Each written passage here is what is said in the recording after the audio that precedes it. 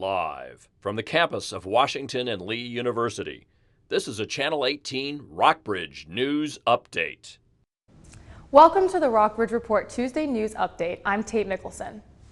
Retired Supreme Court Justice Sandra Day O'Connor says she has been diagnosed with the beginning stages of dementia and may also have Alzheimer's disease. O'Connor was nominated to the Supreme Court in 1981 by Ronald Reagan, becoming the first female Supreme Court justice in the United States. She left the bench in 2006 to take care of her husband, who is battling Alzheimer's disease. Now, 88 years old, O'Connor says she will continue to live in Phoenix with her family. She wrote in a letter that, quote, "While the final chapter of my life with dementia may be trying, nothing has diminished my gratitude and deep appreciation for the countless blessings of my life." Turkish state media say that investigators found 3 suitcases, a laptop, computer, and clothing inside a car belonging to the Saudi consulate in Istanbul. Turkish crime scene investigators inspected the vehicle on Tuesday for possible evidence in the slaying of Saudi journalist Jamal Khashoggi. Authorities discovered the car in an underground garage on Monday. While Saudi Arabia says Khashoggi was killed during a fistfight that broke out inside the consulate, Turkey says he was the victim of a planned killing. Turkish authorities have not yet found the journalist's body. A San Francisco judge has denied Monsanto's request to eliminate a $250 million punishment for causing a former groundskeeper's cancer. However, there's a catch. The judge says that if Dwayne Johnson will agree to less money, there will be no new trial. Mulaney Woodrow reports. The jury awarded Benicia School District groundskeeper Lee Johnson $289.2 million in August. Johnson says he developed non-Hodgkin's lymphoma after spraying Monsanto's weed killers Roundup and Ranger Pro in bulk 30 times a year.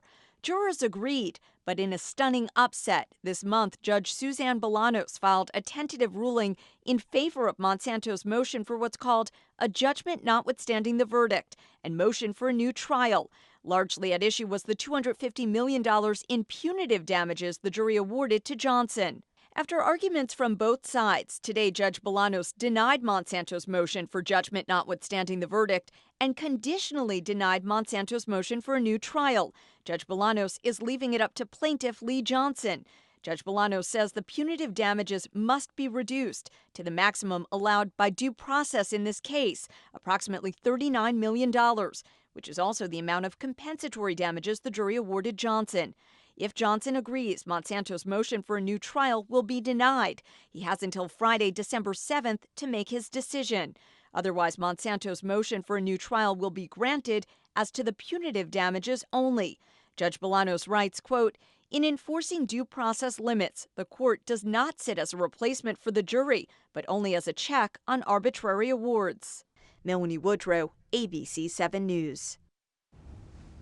Virginia says it will spend more than $1 million in state grants to help preserve battlefields from the Revolutionary and Civil Wars.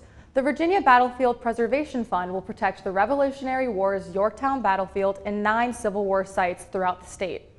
Civil War sites include Newmarket Heights, the Siege of Petersburg, and Cold Harbor. The Virginia Department of Historic Resources said nearly 600 acres of land will be placed under protection. The World Series will kick off tonight in Boston at Fenway Park, where the Los Angeles Dodgers will face the Boston Red Sox. The Red Sox are making their first World Series appearance since they won in 2013. The Dodgers went on the World Series in 2017 and lost to the Houston Astros 4-3. Tonight's game will begin at 8:09 p.m. Eastern. A replica of the Titanic ship will take to the seas in 2022. Construction of the ship was put on hold because of financial disputes, but now the $500 million project is back on track. The boat will start in Dubai, then follow the original route from Southampton, England to New York. The ship will feature the same layout as the original and carry 2,400 passengers and 900 crew members. However, this ship will have modern navigation and a sufficient number of lifeboats. That's all for today's Tuesday News Update. Tune in at 5 p.m. on Thursday for the Rockbridge Report, or catch us anytime at our website at rockbridgereport.wlu.edu. Thanks for watching.